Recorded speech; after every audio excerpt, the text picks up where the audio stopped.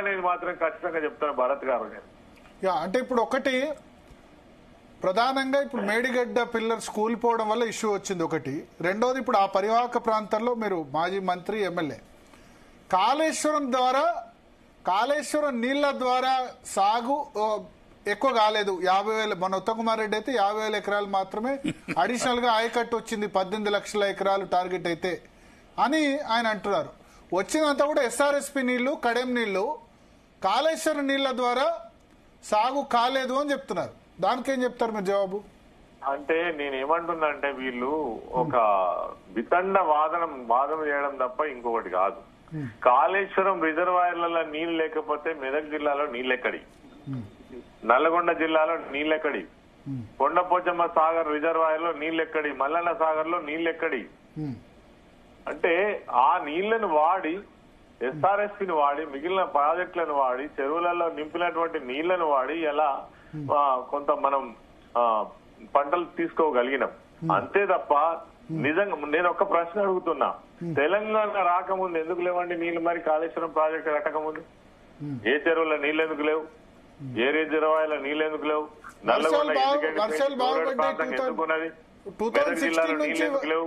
2016 నుంచి కాళేశ్వరం ప్రాజెక్టు వచ్చిన తర్వాతనే తెలంగాణ నలుమూలలకు నీళ్లు తీసుకుపోయేటువంటి నిజంగా డిజైనింగ్ జరిగింది. దానిలో తప్పు జరగలే. బ్రహ్మాండమైనటువంటి ఒక మంచి ప్రయత్నం జరిగింది, గొప్ప ప్రయత్నం జరిగింది. దాన్ని ఒప్పుకోలేక, దాన్ని జీర్ణించుకోలేక ఇలా ప్రజల ముందట మమ్మల్ని ఏదో దోషిగా నిలబెట్టడం కోసం ఒక దుర్మార్గమైన ప్రయత్నం జరుగుతున్నది తప్ప ఇంకోటి కాదు. అయితే ఒకటి ఇప్పుడు మీరు చెప్పినట్టు నేను అంగీకరిస్తారు, రంగనాయక సాగర్ లో, కొండపోచమ్మ సాగర్ లో వాటర్ ఉన్నాయి. కానీ ఆ వచ్చిన నీళ్లు ఎస్ఆర్ఎస్పి నుంచి వచ్చిన నీళ్లు ఎల్లంపల్లి ప్రాజెక్టు మేం కట్టాము, కాంగ్రెస్ పార్టీ కట్టామని వాళ్ళు చెప్తున్నారు. ఎల్లంపల్లి ప్రాజెక్టు అన్నది కట్టింది కాంగ్రెస్ పార్టీ. అసలు ఎల్లంపల్లి నుంచి నీళ్లు ఎస్ఆర్ఎస్పి నీళ్లు, కడెం నీళ్లు తప్ప మేడిగడ్డ, అన్నారం, సుందిల్ల నీళ్లు కాదు. ఎస్ఆర్ఎస్పి ఏదైతే ఉన్నదో చెప్తాను వినండి.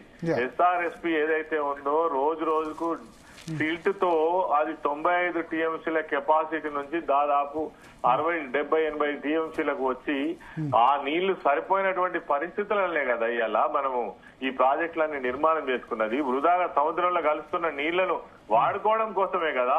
ఆ ప్రాజెక్ట్ నిజంగా మొత్తం తెలంగాణకు నీళ్లు ఇచ్చినట్టుంటే ఈ ప్రాజెక్టులు ఎందుకు కట్టుకుంటాం? మొన్నటిదాకా కరువు ఎందుకు ఉంటది? పంటలు ఎందుకు పండాయి? మరి కరువు ప్రాంతంగా తెలంగాణ అంతా ఎందుకు ఉంటది?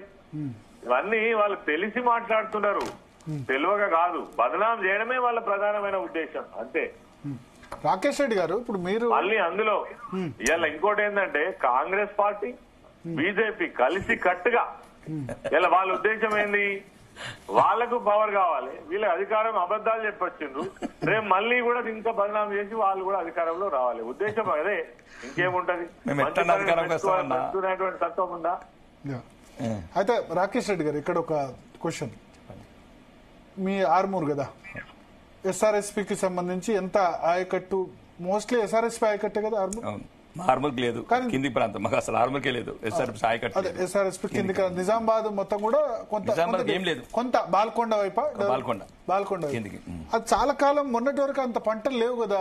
ఇప్పుడు కేసీఆర్ వచ్చిన తర్వాత 16, 17 నుంచే ఎక్కువ జరిగింది కదా రికార్డ్ ప్రొడక్షన్. ఒకటండి ప్రాజెక్టు నిజాం సాగర్ కూడా, ఈవెన్ నిజాం సాగర్ నిజాం సాగర్ ఈయన కట్టింది కాదు.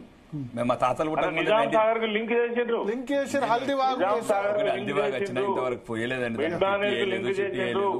అసలు మీరు దయచేసి మొత్తం ఇప్పటి వరకు 2000 రివర్స్ కాదండి. అసలు దీని మీద నిజంగా కూడా ఒకసారి చర్చ చేయండి ఇంటలెక్చువల్ తో, రాజకీయ నాయకులతో కాదు. దీని వల్ల ఎప్పుడైతే 2023 డిసెంబర్ ఎన్నికలు జరగక ముందు ఎప్పుడైతే కుంగిపోయిందో అప్పటి వరకు రివర్స్ అంటే ఎన్నిసార్లు రివర్స్ పంపింగ్ చేసినాము, ఎన్నిసార్లు కిందికి వదిలేసాము, అన్ని వదిలేస్తే మాకు సుమారు 106,000 ఎకరాల 2003 వరకు రికార్డెడ్ గా 106,000 ఎకరాలు పండిందండి. 106,000 ఎకరాలు ఒక ఎకరానికి కాస్ట్ వచ్చి మాకు 13,30,000 రూపాయలు వచ్చిందండి ఒక ఎకరం. అంటే పవర్ బిల్ కావచ్చు, మేము కట్టిన ఈఎంఐ కావచ్చు, కాళేశ్వరంకు అంత ఎక్స్పెన్సివ్ పడ్డదండి. ఇప్పుడు అన్నగారు చెప్పినట్లు అదేమంటారు రివర్స్ పంపింగ్